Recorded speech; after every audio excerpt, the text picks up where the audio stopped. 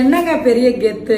பணம் வச்சிருந்தா கெத்து, சொத்து வச்சிருந்தா கெத்து, அப்பா அம்மா நிறைய சொத்து கொடுத்தா கெத்து, நிறைய நகை போட்டு கல்யாணம் பண்ணி போனா கெத்து, வீட்டுல எல்லா பொருளும் லக்ஸரியா வச்சிருந்தா கெத்து அப்படின்னு நினைச்சிட்டு இருக்கீங்க நிறைய பேரு.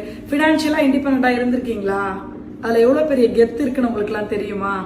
என்னைக்கு நம்ம கையால 4 காசு சம்பாரிச்சு அதுல 4 பொருளை வாங்குறோமோ அதுதாங்க கெத்து.